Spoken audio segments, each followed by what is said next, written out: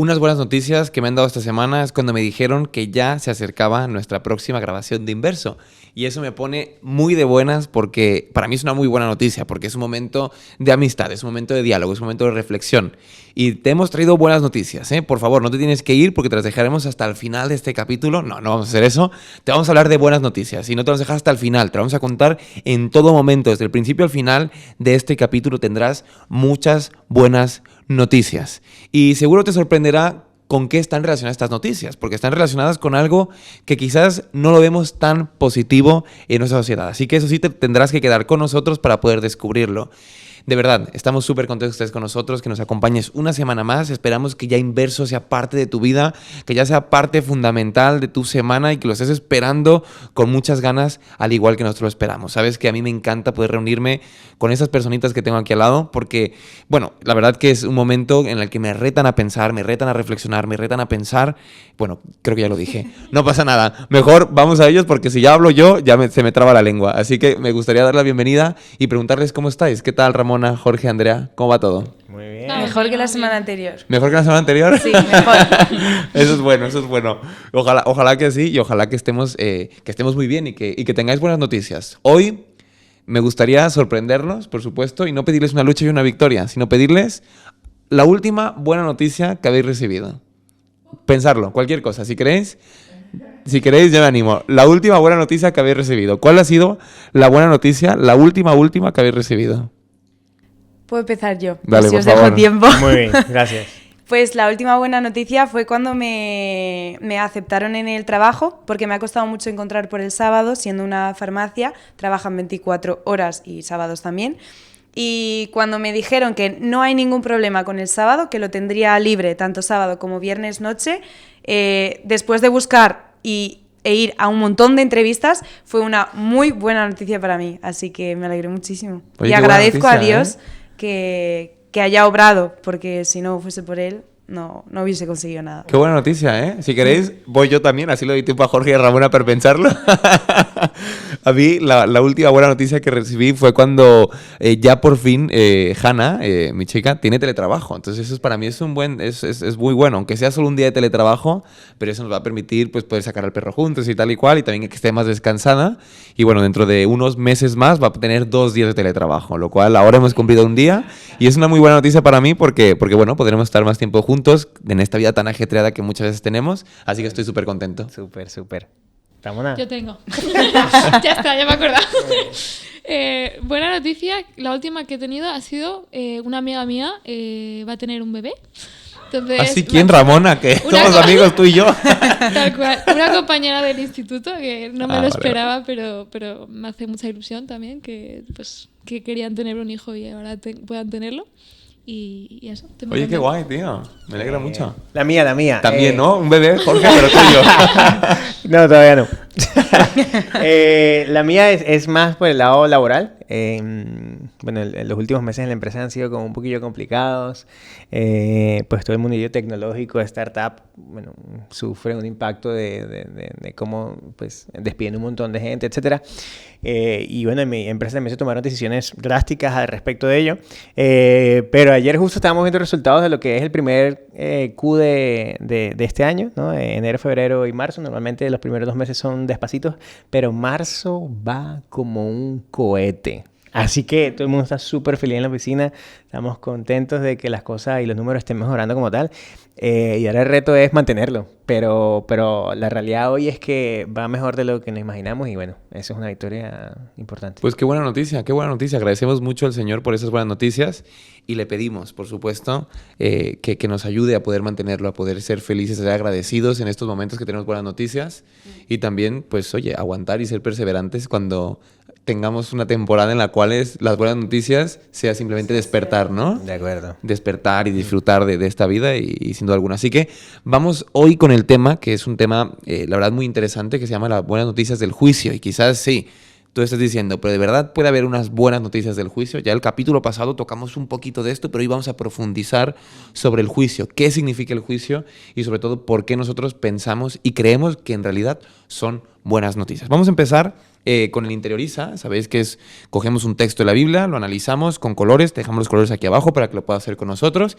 Y el texto que te vamos a proponer, si quieres pausar este vídeo, si quieres pausar este podcast, quieres subrayarlo por ti mismo y luego compartirlo con nosotros, pues sería estupendo. Está en Daniel 7, 21 y 22. Si queréis, os lo leo porque es un texto muy interesante, ¿vale? Y os voy a compartir qué fue lo que yo reflexioné sobre el texto. Dice: y veía yo que este cuerno hacía guerra contra los santos y los vencía, hasta que vino el anciano de días y se dio el juicio a los santos del Altísimo. Y llegó el tiempo y los santos recibieron su reino. No sé cómo lo veis vosotros, pero a mí me parece muy peliculero, ¿no? Muy bonito, me parece como para poner un manga, ¿no? Para que alguien lo pinte en un cuadro y lo ponga en su casa. La idea de un cuerno que hacía guerra y el anciano de días. A mí este concepto de anciano de días me encanta. Me encanta el concepto de anciano de días y realmente me habla mucho de alguien que ha vivido por la eternidad, que tiene muchos días, una forma poética, y a mí me encanta que Dios utilice el arte, ¿no? Y me encanta que Dios utilice el arte para poder transmitirnos ideas. El primer texto que yo subrayé fue: y veía yo que este cuerno hacía guerra contra los santos. Y lo subrayé en verde. Porque eso, bueno, cuando tú subrayas algo que no entiendes, te estimula a buscar porque no lo entiendes. Entonces yo le puse como no lo entiendo, ¿no? O sea, ¿quién es ese cuerno? ¿No? Un poco hacemos labor de periodismo. ¿Quién es el cuerno? ¿Quiénes son los santos? ¿Cuándo fue esta guerra, no? Y sobre todo, ¿cómo es que los vencía o por qué los vencía, no? Entonces yo subrayé los vencía en rojo porque justamente me sorprende, me choca, ¿no? Que los vencía a los santos. Y sobre todo, ¿cómo es que podía vencerlos este cuerno, ¿no? ¿Quién era este cuerno? Y bueno, esto ya lo dejamos para otro momento, pero después a mí en azul, como algo que estoy de acuerdo, como me sorprende, es hasta que vino el anciano de días, ¿no? Y ese anciano de días que viene y que realmente tiene poder y que no hay nada que se ponga ante el anciano de días, ¿no? Es como este momento en el que están esperando que llegue el superhéroe, ¿no? Al final de la película, cuando parece que todo está perdido ya, cuando parece que todo ya no tiene solución, de repente todo se oscurece y una gran luz aparece, mucho humo a su alrededor, una persona con muchas canas y que viene aquí como un anciano, ¿no? Y me gusta la imagen del anciano, porque el Salvador no es una persona fuerte, ¿no? No es un Superman que viene con muy cachas, sino es un anciano, frágil, vulnerable, pero que viene con su sabiduría y su poder y dice: aquí he venido yo y con todo el amor he venido a esto. Y dice: se dio el juicio a los santos del Altísimo, ¿no? Y me encanta, porque ¿qué viene a traer al anciano? Salvación. ¿Y cómo viene a traer salvación? A través de un juicio. Y ahí empezamos con las buenas noticias, ¿no? ¿Cómo puede ser que haya una salvación a través de un juicio? Oye, porque justamente el anciano de días es el juez de este juicio y ha venido a hacer un juicio que se le ha puesto ante él y ha venido a poder decir: mi nombre ha sido manchado y lo que quiero es que este juicio veáis que yo soy el anciano de días, que yo soy justo, que yo soy bueno, que yo os amo y que yo os he creado justamente para esto. Y ya por último subrayé en morado el último versículo que dice: llegó el tiempo y los santos recibieron el reino.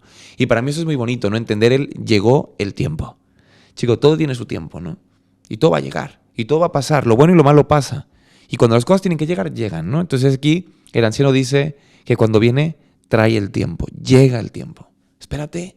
Muchas veces estamos muy desesperados y queremos que la vida pase y queremos que las cosas pasen sin pasar un proceso.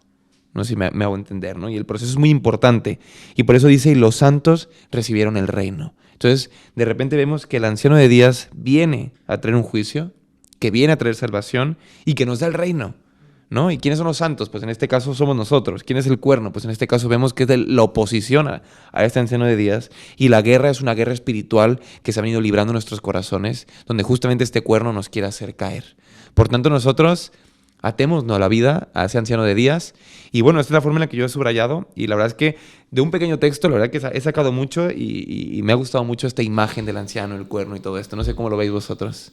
¿Qué pensáis? Que en Apocalipsis es difícil no sacar mucho de un texto, ¿no? Me parece como que todo tiene mucho significado y todo tiene algo concreto que decir. Y la verdad es que me parece fascinante, ¿no? Sí, sin duda. Yo creo que esa parte que menciona, de hecho, el texto en la versión esta de la palabra, en el versículo 21 dice: para hacer justicia, ¿no? Y tú lo mencionabas hace un momentillo. Yo creo que la palabra justicia bueno, todos hemos visto seguramente la Liga de la Justicia y los personajes que hay acá. Entonces como que hay un grupo de gente que está encargada de que la vida sea más justa como tal, ¿no? Pero en este caso el texto bíblico habla de que una persona trae la justicia, es mismo juez y que seguramente también será nuestro abogado. Y creo que lo que garantiza va asociado a lo que es el título de la lección que estamos estudiando, ¿no? Que al final, por supuesto, el juicio lo que trae es victoria. Y eso es lo que nos da esperanza de que entramos en un juicio sabiendo que ya la vamos a ganar. Pues sí, totalmente, totalmente. Me encanta esta idea, ¿no? De entender el juicio. Yo que vengo de un país donde la justicia reina por su ausencia, vemos que muchas personas piden justicia, ¿no? Y vemos personas que se paran en plazas públicas y están años y años reclamando justicia. Y justamente cuando llega esa justicia es como algo liberador, ¿no? Cuando llega ese juicio es algo liberador, los libera. Y yo creo que el universo entero está esperando y está clamando justicia. Y pronto va a llegar, y por eso es una buena noticia. Y tiene que ver con la primera pregunta que dice el Evangelio por la gracia, el Evangelio de gracia, ¿no? Que nos dice que el juicio lo tenemos ganado solamente por la sangre de Jesús. Muchas veces parece que le quita un peso al juicio, ¿no? Y de hecho hay personas como que no, queremos, ¿no? Que hablar de lo que tenemos que hacer. ¿Qué valor tiene el juicio en un Evangelio por gracia? ¿Por qué creéis que el Evangelio y el juicio, el Evangelio de gracia y el juicio se necesitan mutuamente? ¿Y por qué se tiene que celebrar un juicio? ¿Y cómo podemos ganarlo, no? O sea, ¿por qué si hay gracia tenemos que celebrar un juicio? Bueno, son muchas preguntas, pero ayúdanos, Andrea, a poder responder cada una de ellas. Sí, pues a mí me gustaría separar un poco el juicio de la gracia. Entonces, el juicio para mí son nuestras decisiones. Depende de nosotros completamente, de lo que yo decido hacer o no hacer. Mientras que la gracia es algo que no depende nada de mí. Depende de que el hecho de que Jesús ha muerto por mí y me ha salvado. Ahora, ¿cuál es el juicio? Si yo acepto ese regalo o no lo acepto. Pero la gracia ya está ahí. Es algo que no depende de mí. Entonces, ¿cómo está esto estrechamente relacionado? Vimos en el primer estudio, creo, que si no lo habéis escuchado os lo recomiendo, decía, la capacidad de decidir, que es el juicio para mí, está estrechamente relacionado con la capacidad de amar, la gracia, porque Jesús nos ofreció la gracia por amor. Entonces, si tú despojas a alguien de su libre albedrío, destruye su capacidad de amar, pues el amor no se puede ni imponer ni forzar. Entonces, el amor es una expresión de libre albedrío. Así es como se relacionan estas dos, porque tú no puedes amar sin dejar decidir. Él no podría haber dado gracia, su gracia, que es el amor, si no nos hubiese dado la oportunidad de elegir. Entonces, luego, ¿por qué es importante que sí que haya un juicio? ¿Por qué ha muerto Jesús por nosotros? ¿Él se merecía morir? No, Él se merecía la vida eterna. Somos nosotros los que nos merecíamos morir. Y Él, que no se lo merecía, que es el inocente, ha muerto por nosotros, los culpables, para que nosotros podamos tener algo mejor. Entonces, igual que en un accidente en el que tú no eres el culpable y has muerto, ahí por el libre albedrío de la otra persona, eso tiene unas consecuencias y tú estás sufriendo como inocente esas consecuencias. Entonces, para que a ti se te haga justicia como inocente, que es nuestro caso, que por eso el juicio a nuestro favor ya está ganado. En este caso, para que a nosotros se nos haga justicia, debería de haber un juicio, porque si no, siempre vamos a sufrir las consecuencias de las malas decisiones de X o Y, de los otros. Totalmente. A mí algo que me llama mucho la atención es entender el juicio como algo que has explicado, ¿no? Es necesario un juicio porque el universo entero lo requiere, ¿no? Y en esta batalla cósmica se puso en duda el nombre de Dios, se puso en duda su justicia, se puso en duda de que realmente Él fuera un Dios justo, ¿no? Sí. Y eso es lo que justamente lo que requiere un juicio. Y en ese juicio lo que nosotros tenemos enfrente es entender que o yo me siento, se sienta Jesús, ¿no? Y esa es la labor sustitutoria de Jesús, ¿no? O sea, la decisión está justamente lo que dijiste, Andrea, de que yo le puedo decir, Jesús, oye, no, quiero sentarme yo. Vale, pues siéntate tú, chico, es tu decisión. Si te quieres sentar, siéntate. Pero cuando te pongas en contraste con la ley, vas a perderlo, ¿no? Porque no hay justo ni aún uno. Pero si Cristo se sienta ante el juicio por ti, entonces Él es la víctima en este juicio. No solamente eso, sino que Él también es el abogado. Y no solamente es el abogado, sino también es el juez. Por lo tanto, tiene todas las partes del juicio, las tiene Él mismo. Por tanto, está ganado, ¿no? Entonces, eso es muy, muy interesante de poder comprenderlo. Y nos lleva a la siguiente pregunta. Porque cuando hablamos de esto del juicio, cuando hablamos de profecías y demás, tenemos el Antiguo y el Nuevo Testamento. Tenemos muchas denominaciones que el Antiguo Testamento parecen relegarlo, ¿no? Parecen dejarlo de un lado como si ya no tuviera importancia. Como, bueno, ese es el libro antiguo, ¿no? Y justamente nos queremos preguntar, ¿qué relación tiene Daniel y Apocalipsis, no? O sea, esos libros tienen un mensaje complementario que se relaciona con el juicio. Y sobre todo, ¿qué nos dice Daniel 7 y cómo se relaciona con Apocalipsis y el mensaje final, ¿no? O sea, ¿qué nos dice Daniel de Apocalipsis sobre esto, no? Jorge, Sí. cuéntanos un poquito la relación que tiene y de esta forma podemos ver cómo es la unión o cómo es el deseo de Dios durante la historia Sí. de poder llevarnos a su salvación. Total. Es supremamente interesante la manera en que lo estamos estudiando, ¿no? Al final tenemos esto dentro del marco de lo que significa el juicio y de lo que tú y yo estamos llamados a hacer dentro de este marco, ¿no? Al final somos partícipes, somos entes activos, etc. Y con respecto a lo primero que mencionabas, ambos libros son proféticos, ¿vale? Eso sí seguro que nos queda súper claro. Sí seguro que hemos leído la historia de Daniel muchas veces, todo cómo él llega y se conoce con Nabucodonosor, toda la historia fantástica que pasa cuando es librado del fuego, cuando es librado de los leones con sus amigos, etc. Pero este libro comienza a ponerse un poco más denso y es donde entra en un componente profético que es interesante. Y por supuesto ahí es donde la conexión entre Daniel y Apocalipsis hace que ellos sean complementarios, es como una primera parte y una segunda parte, y que adicional a eso, al final ambos libros tienen un objetivo de mostrarnos el fin desde el principio. Si lo entendemos de esa forma, pues claramente nos da un marco interesante de los dos libros, porque decimos, caramba, que lo que está describiendo aquí a través de figuras, a través de momentos, a través de las distintas épocas del mundo, lo que nos quiere decir es que hay un hilo conductor que te muestra una serie de sucesos que tienen que pasar, que unos ya se han cumplido, otros se van a cumplir, pero para desembocar en eso que estamos hablando del juicio y por cuál debe haber una relación, ¿no? Ahora, ¿estos libros tienen un mensaje complementario? Efectivamente, ¿no? Y de hecho vemos en detalle lo que pasa en Daniel. Por ejemplo, Daniel es interesante porque nos muestra mucho la historia del mundo. Y lo leo textualmente, nos habla de naciones que surgen y desaparecen, nos habla de una estatua y en esa estatua se ven los distintos reinos que ha tenido este mundo, habla de bestias, habla de la caída del Imperio Romano, que es bastante conocido, que abarcó gran parte del mundo. También habla de la persecución de la iglesia durante mucho tiempo y al final ve un trono y un juicio. Ahora, si nos vamos al libro Apocalipsis, y sobre todo, al principio de los primeros capítulos, Juan, en este caso, contempla una puerta abierta en el cielo y la invitación, ¿no? Y te dice el versículo 1 del capítulo 4, sube acá y te mostraré las cosas que tienen que suceder después de estas. Entonces, Apocalipsis nos muestra una foto grandísima del gran conflicto, que lo hemos hablado en pasadas lecciones, cuando hablamos que al final esto es una guerra entre Cristo y Satanás. Y lo bonito de esa historia en Apocalipsis y de cómo son complementarios entre ellos es que muestra al final una foto del trono de Dios y un montón de gente alrededor que tiene la etiqueta de los redimidos. Entonces dices, caramba, hay una historia que tiene muchos picos, muchos capítulos, muchos episodios, muchas temporadas, pero al final todo se resume en que un juicio dará como resultado el trono de Dios con un montón de redimidos en el cual tú y yo estamos invitados a ser parte. Ahora, da detalles de que vestiremos ropas blancas, hablará de coronas, etcétera, etcétera. Y hay algo interesante en el capítulo 7, que de hecho habla de, los 144,000, el cántico de todos ellos, ¿no? Y que el resumen de todo esto, y lo llevo a una sola frase que fue el tweet de un par de lecciones atrás, ¿no? Que habla de, caramba, el final de toda esta historia, el final de toda esta película, el final de toda esta aventura es que es victoria.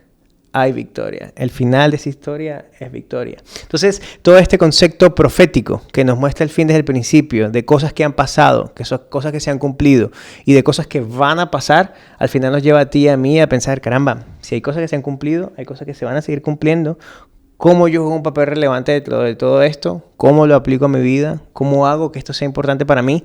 Y sobre todo entender mi papel dentro de todo esto y aplicarlo en mi día a día para poder disfrutar de esa victoria que tiene el Señor para mí. Qué bonito, ¿eh? Y poder comprender justamente eso, ¿no? Que ese juicio está ganado y que el final de esta historia, Apocalipsis nos lo marca muy bien, ¿no? Como Dios en su trono. Efectivamente. El Cordero de Dios, ¿no? Recibiéndolo, cantándole, alabándole. Y está muy relacionado con la última pregunta, que es para Ramona, que en Apocalipsis describen a Jesús de muchas formas, ¿no? Es muy simbólico, es muy poético, muy artístico. ¿Cuáles son las descripciones, Ramona, que para ti te han parecido como más destacadas y qué crees que representan para nosotros y que tienen que ver con el juicio y todo esto? Yo he encontrado varias y voy a empezar porque tiene ficha, entonces voy a empezar por pocas. Una de ellas está en Apocalipsis 5:5, que dice que Jesús es el león de la tribu de Judá, la raíz de David. Otra sería el Cordero de Dios, se menciona en un montón de versículos, por ejemplo en el 12:11, en el 5:6, en varios. Luego está el Hijo del Hombre, que también se menciona en varias partes, como el 1:3 o el 14:14, que en distintas partes de la vida. Entonces, lo que yo he encontrado de estas formas de describirse a Jesús representa mucho al Antiguo Testamento, ¿no? Como que tiene muchas referencias al Antiguo Testamento. Por ejemplo, la parte del león de la tribu de Judá, obviamente hace referencia a la tribu de Judá, que era uno de los hijos de Israel. Y viene como de su descendencia, ¿no? Igual que la raíz de David, que viene de la generación de David, que son todas hacen referencia como al pacto que tenía Dios con el pueblo de Israel. Igual que la parte del Hijo del Hombre, por ejemplo, se menciona mucho también en Daniel, hace como referencia a Daniel y a la forma que tenía Jesús también a veces de referirse a sí mismo, ¿no? En la parte de Hijo del Hombre. Y obviamente la del Cordero, que el Cordero representa a todos los sacrificios que se usaban en el Antiguo Testamento para representar la salvación del pecado, ¿no? Entonces, ¿todo esto cómo se aplica en tu día a día? Pues yo lo entiendo de esta forma, y es que por el sacrificio de Jesús, es decir, el cumplimiento del pacto que tenía Jesús con el pueblo de Israel, que es la muerte de Jesús por nuestros pecados, te hace libres a la hora de... Tú sabes que tus pecados ya están limpiados, ¿no? Entonces, aunque la vida es difícil del día a día y tienes que luchar contra tu estrés, contra gente que no te caiga bien o problemas que te puedan poner otras personas o problemas tuyos que tengas internos que deberías tratar con un psicólogo o que no lo estás haciendo, cualquier cosa, sabes que Jesús está ahí contigo, ¿no? Y que el pecado ya lo ha ganado, entonces sabes que te va a acompañar día a día en todos esos momentos de tu vida y que de algún modo pues no estás solo, ¿no? En la vida. Qué bonita imagen, ¿no? Porque muchas veces tenemos como una imagen de Jesús simplemente el de la cruz colgado, ¿no? Que sí es verdad, ¿no? Cristo murió por nosotros, pero también me encanta ver los cuadros cuando muchas veces veo a Jesús, no solamente en una cruz, que es un momento muy trágico, muy, muy doloroso, pero verlo como un Jesús triunfante, ¿no? Como tú muy bien dices, ¿no? Como el león de Judá, como un Jesús poderoso, ¿no? Que se han puesto sus enemigos a sus estrados, a sus pies, ¿no? Entonces, vamos a la última parte, ¿no? A la parte ya más práctica y vamos a... ¿Quieres decir algo? Sí, por favor, dilo, no te resistas. Súper chiquita. No te resistas. Bueno, que me gusta cómo el Señor pensó en absolutamente todo, que mostró a un Jesús en distintas facetas o distintas figuras para que cada uno de nosotros hagamos una interpretación propia y nos sintamos más identificados con una de ellas, ¿no? Tú decías, un Jesús en la cruz, un Jesús triunfante, o si viste la serie de Chosen, te imaginabas un Jesús muy cercano, no sé, ese tipo de ¿no? Y es inevitable pensar en, seguramente han visto la película de las Crónicas de Narnia, ¿no? Sí. Donde Aslan, el león, claro. Represente, que bueno, tiene toda la conexión. Entonces, tú te imaginas a Jesús así y dices, caramba, independientemente del momento, de la historia, de la narrativa, hay un Jesús a toda mi vida, hay un Jesús que me gusta, hay un Jesús que tiene significado para mí y que lo hace relevante en mi día a día, ¿no? Y creo que lo bonito de eso es que cada uno encontremos la figura que más nos guste de Jesús y nos aferremos a ella y la hagamos propia y digamos, ese es mi Jesús. Ese es mi Jesús, ese es mi abogado, ese es mi juez, él se sentó por mí y al final, el final de esta historia es victoria. Eso que has dicho, Jorge, queda muy bien en un tuit. Habrá que ya he dicho cómo ponerlo en 280 caracteres y mandar un tuit. Así que vamos a la implícate. Vamos a la implícate. No sé si alguno quiere lanzarse, Andrea. Sí. Cuéntanoslo. Mi tuit de hoy es: el juicio ya está ganado, solo falta que tú lo aceptes. Qué bonito. Pues sí, totalmente. ¿Alguien más? El mío sería, en los momentos difíciles, Jesús te da esperanza de un futuro mejor. Oh, qué guay. El mío va a ser visual, no sé, pero los que puedan ver esto será guapísimo.